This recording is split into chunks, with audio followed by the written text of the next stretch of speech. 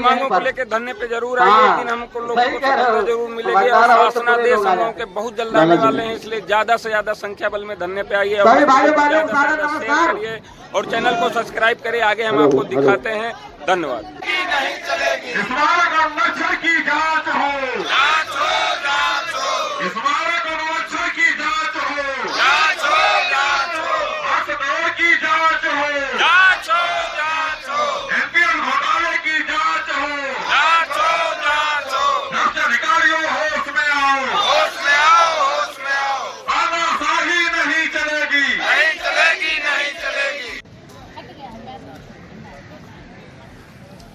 पूर्व में भी कई दिवस से अपने स्मारक के सभी साथियों से निवेदन किया जा रहा है कि आप सभी लोग अधिक से अधिक संख्या बल अपने धरना स्थल पर उपस्थिति देने का काम करें।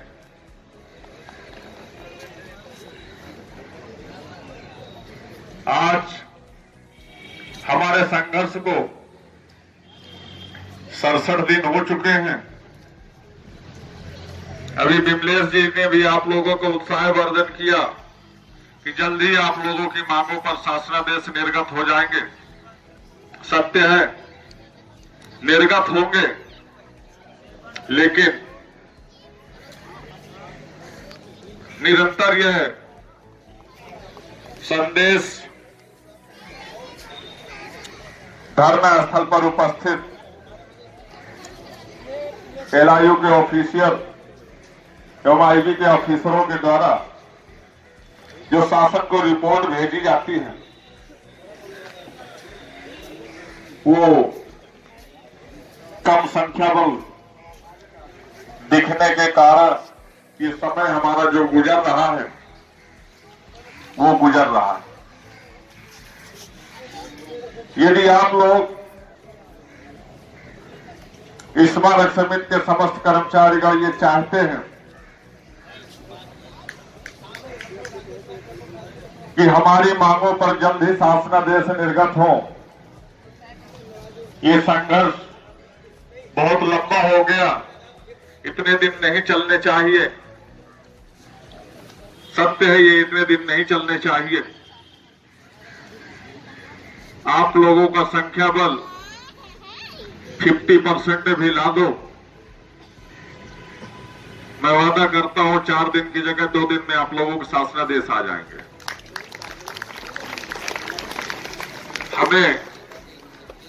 हम सबको शासन में बैठे हुए उच्च अधिकारियों को दिखाना पड़ेगा, अपना दबाव बनाना पड़ेगा।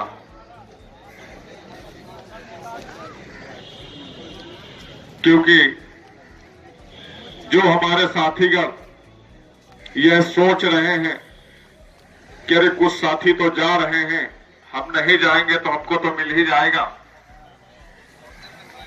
यदि यही सोच हम भी बना करके बैठे होते कि अधिकारी इसकी पैरवी तो कर रहे हैं, शासन स्तर पर हमारी फाइलें लंबित हैं, जब वो करा रहे हैं तो हमें मैदान में उतरने की क्या जरूरत है, जब सबको मिलेगा तो हमको भी मिल जाएगा। देखी देखा हमने अधिकारियों को देखा, अधिकारी ने कर्मचारियों को देखा, कर्मचारियों ने नेताओं को देखा।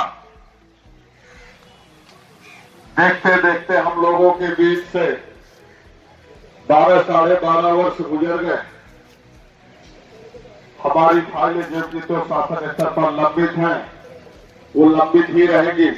यदि अभी और नहीं जगे तो दरवाजे पे भी आई हुई लक्ष्मी वापस चली जाती है अगर दरवाजा बंद मिला तो। इसलिए दरवाजे को खोलने का प्रयास करें। खोलने का मतलब यह है कि समस्त कर्मचारियों की उपस्थिति होना अनिवार्य है। ये जितनी संख्या बल हमारी इस धरना स्थल पर उपस्थिति दिखती है, शायद ये एक परिक्षेत्र के भी कर्मचारी अगर देखा जाए तो नहीं होंगे। यह दुखद है, बेहद अफसोस की बात है कि जिन साथियों के लिए हम आप निरंतर संघर्ष कर रहे हैं, इन 67 दिनों में यह नहीं कभी सोचा कि हां हमारे भी शरीर को आराम देने की आवश्यकता है।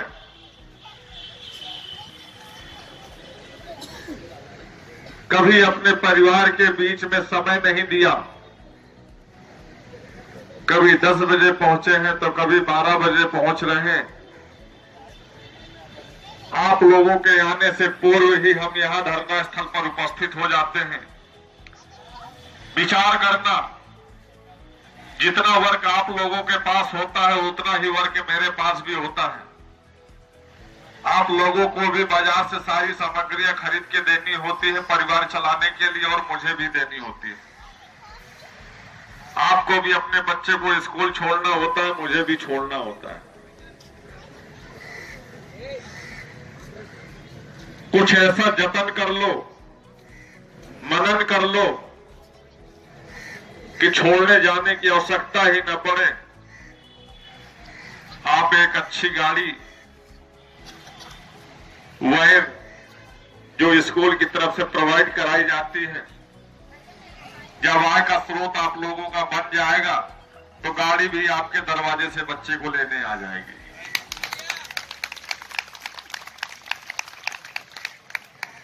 जिन समस्याओं के लिए आप जूझते हैं, रोज खोदते हैं कुआं और रोज पानी पीते हैं, कुछ ऐसा जतन कर लो कि महीने की सामग्री एक ही बार में मार्केट से खरीद के घर पे रख दो, रोज रोज बाजार जाने की आवश्यकता नहीं पड़ेगी। ये तभी संभव हो सकता है जब आर्थिक स्रोत आप अपना सही कर पाएंगे।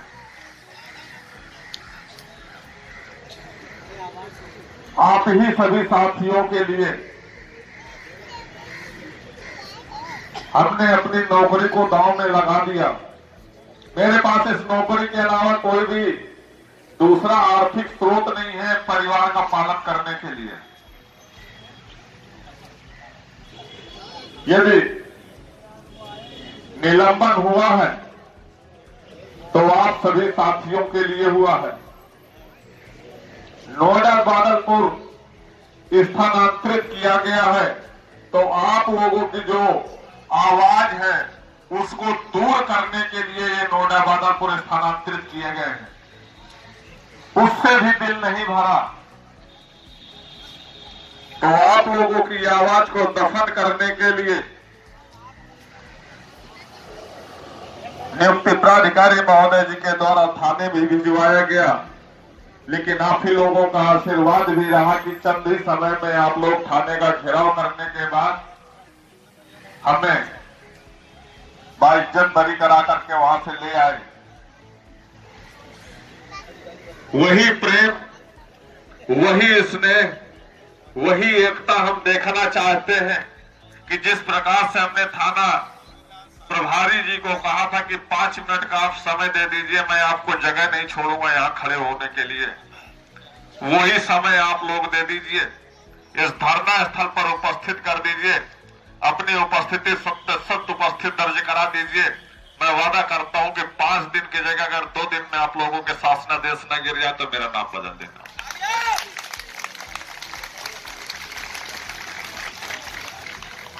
आप लोगों की ही आवाज दफन करने के लिए हमारे साथ षड्यंत्र रचा गया। शासन में बैठे हुए हर उच्च अधिकारी, स्मारक समिति के बैठे हुए हर उच्च अधिकारी के दिलों में, मन में, दिमाग में एक डर बैठ चुका है कि इसकी आवाज को दफन करना या इसके रास्ते से हटाना हमारे लिए हितकारी होगा। इसीलिए शायद कुछ ऐसे षड्यंत्र रचे जा रहे थे और रचे भी गए, परिणाम भी आप लोगों को ही देखने को मिला। तो ये पर्सनली मेरे लिए नहीं हुआ है। अगर हम भी थोड़े से मीठे बन जाते तो शायद जितने अच्छे ये मक्खनबाज लोग मैदान छोड़ करके भगे हैं, मैं वादा करता हूं उनसे अच्छा मक्खन लगाना भी मैं जानता हूं मैं, लेकिन मैं पसंद नहीं करता हूं। मैं अपने साथियों के साथ विश्वासघात, धोखा देना पसंद नहीं करता हूं। जो धोखे से आए होते हैं दुनिया में, वही धोखा देना जानते हैं। हम धोखे से नहीं आए हैं, हम लाए गए हैं। अगर लाए गए हैं तो आप लोगों के शासनादेश लाने का काम करूंगा। और हमारे पिताजी भी आप लोगों के बीच उपस्थित हुए। आप लोगों का प्रेम स्नेह देखा उन्होंने और हमसे कहा भी कि इनके लिए निरंतर आप संघर्ष करते रहना, जहां कहोगे ये कर्मचारी तुम्हारे साथ खड़े मिलेंगे। तो हम चाहते हैं कि हमारा स्मारक समिति का समस्त कर्मचारीगण कल से समय से उपस्थिति दर्ज कराए और जो शासन में हलचल बनी है, हम उसको हलचल में नहीं दहशत में लाना चाहते हैं, जिससे हमारे शासनादेश जल्द निर्गत हो सके।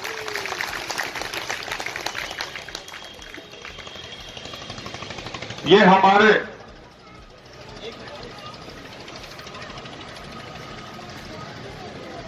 उन छोटे छोटे बच्चों का हक अधिकार है जिनके लिए हम विचार करते हैं। यदि हमारे बच्चे किसी दिन मुंह खोल दिया कि नहीं डैडी आज हमको ये चाहिए, तो आगे की स्थितियां तो आप लोग खुद ही समझ रहे हो। समझाया ही जा सकता है, अगर बस में है तो उसको पूर्ति की जा सकती है। लेकिन आज जो हमारे बच्चे आने वाले देश के भविष्य हैं, हम उन भविष्य को सुचारू पूर्वक एक अच्छी शिक्षा ग्रहण नहीं करा पा रहे हैं। उच्च अधिकारियों के जो बच्चे हैं वो एक अच्छे विद्यालय में और विद्यालय के साथ साथ एक अच्छी पर्सनल शिक्षा ग्रहण करने के लिए, जिसको आप लोग कोचिंग कहते हैं, वो हिंदी में एक पर्सनल शिक्षा ग्रहण करने हेतु एक अध्यापक को लगाकर 1-2 घंटे अपने घर में बुलाकर अपने बच्चों को शिक्षण अलग से ग्रहण कराते हैं। उसके लिए भी हम लोगों के पास वो आर्थिक मजबूती नहीं है जिससे हम एक अच्छी शिक्षा व्यवस्था अपने बच्चों को उपलब्ध करा सके। तो आप यहां से सिर्फ आकलन करना कि यदि आप सफाई कर्मचारी बने हैं तो आप जिस हिसाब से आप अपने बच्चों को शिक्षा दिला रहे हैं या एक अच्छा खान पान नहीं करा पा रहे हैं, एक अच्छा खान पान कराने से ही आपके बच्चे का जो दिमाग होगा वो इतना मजबूत होगा, स्ट्रांग होगा कि उसको शिक्षा को कैप्चर करने में बहुत ज्यादा समय नहीं लगेगा। यदि अच्छा खान पान नहीं करा पा रहे हैं तो उसका मानसिक संतुलन भी अच्छा नहीं रहेगा, जिससे वो अच्छी शिक्षा तो ग्रहण कराने का आप प्रयास कर रहे हैं, लेकिन वो जो ग्रहण करना चाहता है वो बिल्कुल नहीं ग्रहण कर पाएगा। इसलिए अपने हक अधिकार के लिए आगे बढ़ो, लड़ो। लड़ नहीं सकते हो तो अपने कलम उठाओ, लिखो, मांगो अपने अधिकार को। नहीं मांग सकते हो, नहीं लड़ सकते हो, नहीं लिख सकते हो तो मेरे साथ आकर के बैठो, मैं आपके लिए लड़ रहा हूं।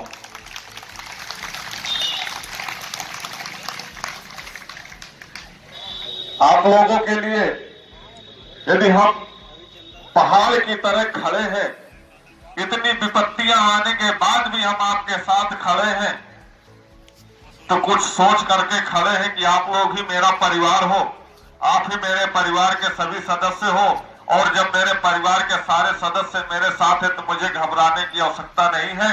मैं जहां कहोगे वहां तक चलने के लिए तैयार हूं। जरूरत पड़ेगी तो माननीय मुख्यमंत्री महोदय जी तक, आवश्यकता पड़ेगी तो प्रधानमंत्री महोदय तक। इसलिए आप सभी का दायित्व बनता है कि आप सभी लोगों को हमारे साथ कंधे से कंधा मिलाकर संघर्ष करना चाहिए। कुछ साथी यह सोचते हैं कि हम तो हाइट में छोटे हैं, कंधा से कंधा कैसे मिला पाएंगे। तो कंधे से कंधा मिलाने की बात नहीं है, बात यह है कि साथ चलने की है। इसलिए आप लोग कदम से कदम मिलाकर, कंधे से कंधा मिलाकर एक कड़ी से कड़ी बनकर जो है जंजीर बनो, और जब जंजीर बनोगे तो मैं वादा करता हूं आप लोगों के हाथों से कोई शासनादेश छीनकर नहीं ला सकता, हम खुद ले आएंगे। हम आप लोगों से उम्मीद करेंगे कि अपने उन साथियों को पुनः एक बार आज 1 घंटे समय जरूर निकालिएगा, और आपके फोन में जितने भी नंबर हो सब लोगों को फोन घुमा दीजिएगा कि भैया कल से आप लोगों को आना है, मतलब आना है। रही बात समय की, तो समय को परिवर्तन लाना हमारा काम है। यदि समय लग रहा है शासन में तो शासन से भी जल्दी काम कराना हमारा काम है। कैसे कराएंगे, कौन सी रणनीति अपनाई जाएगी, वो इसी मंच से अचानक आप लोगों के बीच बताया जाएगा, और जहां कहेंगे वहां उठकर चल दिया जाएगा।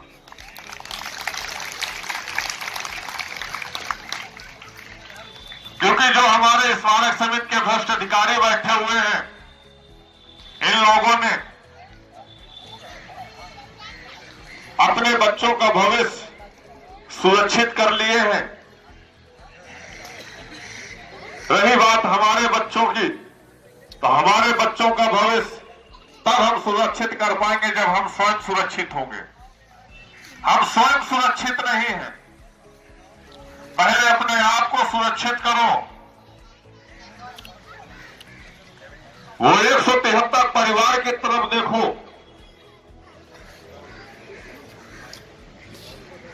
जिनके पल भर में गुजर जाने से हम आपके बीच से दूर हो जाने पर ऑन स्पॉट दूसरे दिन से ही वो परिवार रोड में आ गया। किसी भी तरह की विभाग की तरफ से कोई सुविधा उपलब्ध नहीं कराई गई उस परिवार को। यहां हम 60 वर्ष की सेवा करने के उपरांत भी हमारे परिवार की सुरक्षा का दृष्टिकोण नहीं देखा जाता है। इससे अच्छा है तो हम लोग तो नेतागिरी में उतर जाए, कोशिश करके एक बार विधायक, MP, MLA बन जाए, सारी जिंदगी भर के लिए हमारी पेंशन बन जाएगी।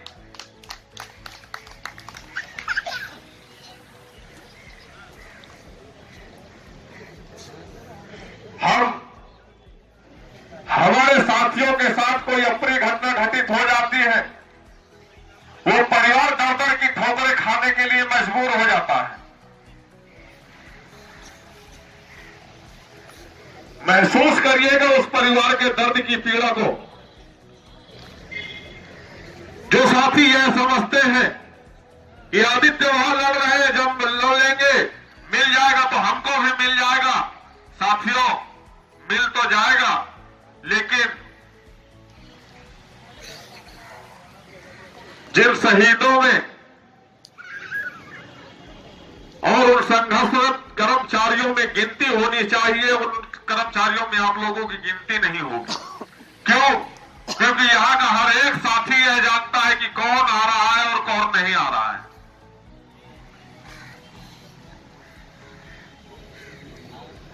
हमारे हमारे उच्च अधिकारियों के द्वारा निरंतर कर्मचारियों को सिर्फ उत्पीड़न, मानसिक टॉर्चर के अलावा कुछ बचा ही नहीं है।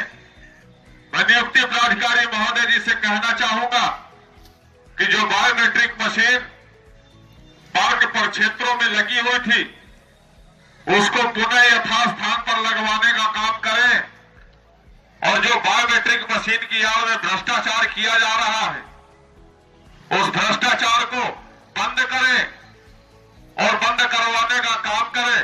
नहीं तो फिर यहां की टीम अगर उठ करके जाएगी तो समस्या उत्पन्न हो जाएंगी।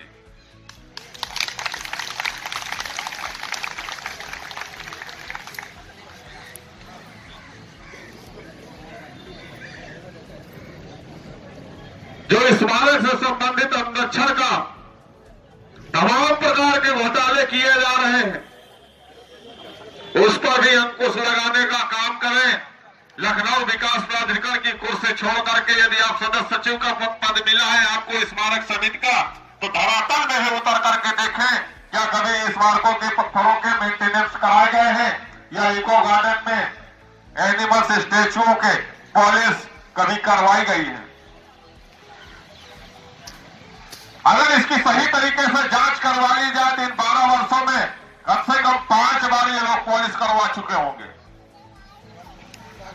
लेकिन हमारे स्मारक समिति का वही इको गार्डन में स्थानांतरित जो कर्मचारीगण है वो इस बात के साक्षात गवाह है कि इन 12 वर्षों में कभी उन एनिमल्स स्टेचुओं की कभी पॉलिश नहीं करवाई गई।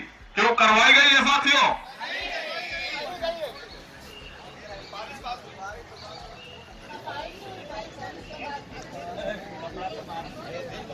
जिन स्थितियों में स्मारक समिति के पार्क परिक्षेत्र प्रबंधकों को परिक्षेत्र हैंडओवर किए गए थे वो महापुरुषों के, दलित महापुरुषों के ऐतिहासिक धरोहरों को ध्वस्त करने के फिराक में स्मारक समिति के वो तमाम प्रबंधक, सहायक प्रबंधक, व्यवस्थापक और सुपरवाइजरों की मिली भगत से इसको ध्वस्तीकरण किया जा रहा है। इसकी भी जांच होनी चाहिए और जो 90 पदों पर सृजित किए गए हमारे कर्मचारियों को उनके वो तमाम जो पदीय दायित्वों को निर्वहन करने के लिए इंस्ट्रूमेंट उपलब्ध कराए जाते हैं वो इंस्ट्रूमेंट भी हमारे कर्मचारी साथियों से पूछते हुए उपलब्ध कराए जाए। और मैं समस्त कर्मचारियों से एक अनुरोध करूंगा कि आप लोग इन 12 वर्षों में आप लोगों को जो इंस्ट्रूमेंट मिलने चाहिए थे उसके लिए भी आप अपनी तरफ से एक चिट्ठी लिखकर नियुक्ति प्राधिकारी और प्रमुख सचिव आवास शहरी नियोजन को डालिए कि इन 12 वर्षों में हमारे पार्क पर क्षेत्रों के द्वारा हमें इंस्ट्रूमेंट नहीं उपलब्ध कराए गए। इसकी जांच होनी चाहिए कि इन 12 वर्षों में इंस्ट्रूमेंट खरीदे गए हैं तो खरीदे गए हैं तो वो वितरित क्यों नहीं किए गए, या तो फिर खरीदे ही नहीं गए, खरीदे गए होते तो वितरित किए जाते। केवल वो कागजों में खरीदारी होती है और कागजों में ही वितरित कर दिए जाते हैं। तो ये छोटा घोटाला नहीं है साथियों, न हम खाएंगे और न हम खाने देंगे। और इस उद्देश्य से हम ये संघर्ष करेंगे, करो या मरो की स्थिति में हम लोग संघर्ष करते रहेंगे। और आराम हराम है, तब तक हराम है जब तक हमारे मांगों पर शासनादेश निर्गत नहीं कर दिए जाते हैं। इसलिए कि मेरी कार दुर्घटना के बाद मात्र मैंने 2 दिन रेस्ट लिया है और आप लोगों को प्रेम स्नेह को देखते हुए कि कहीं जिस हिसाब से मुझे रिपोर्ट मिल रही थी कि कर्मचारी यहां रुक नहीं पा रहा है, कोई कर्मचारी मेरे घर पहुंच रहा है मुझे देखने के लिए, तो कोई कर्मचारी लोग बंधु रमेश चंद्र जी को देखने के लिए जा रहे हैं। आप लोगों के देखने से हम ठीक नहीं हो जाएंगे। हम ठीक होंगे तो वो डॉक्टर के इलाज से ठीक होंगे जहां से हमारा ट्रीटमेंट हुआ है। आप लोगों को ठीक होना है तो आप लोगों को ठीक होने के लिए संघर्ष और धरना प्रदर्शन पर उपस्थिति दर्ज करानी होगी। ये जो हमारे साथ हुआ है इसका तो हम इलाज 2 महीने में करा लेंगे, ठीक भी हो जाएंगे, लेकिन जो हमारी ये लाइलाज बीमारी है जो इन 12 वर्षों से ठीक नहीं हुआ है, इसको ठीक करने के लिए ही हम लोग मैदान में उतरे हैं और तब तक उतरे रहेंगे मैदान में जब तक ये समस्याएं, ये मर्ज हमारा पूर्ण रूप से ठीक नहीं हो जाता है। या तो मर्ज ठीक होगा तो इस या तो मर्ज पैदा करने वालों को भी ठीक किया जाएगा। 2 ही रास्ते हैं हमारे पास।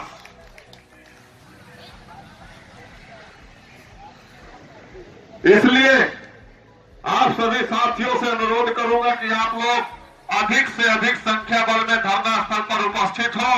आगे का जो संघर्ष है, आगे की जो रणनीति है वो एंड टाइम पे हम लोग बताएंगे, क्योंकि पूर्व में ही कान योजना के तहत आप सभी लोगों को बता दिया गया है। वो नियत तिथि, वो समय, वो जल्द ही आने वाली है और वो दिन दूर नहीं है जब माननीय मुख्यमंत्री महोदय जी के आवास पे हम लोग कूच करेंगे। आवाज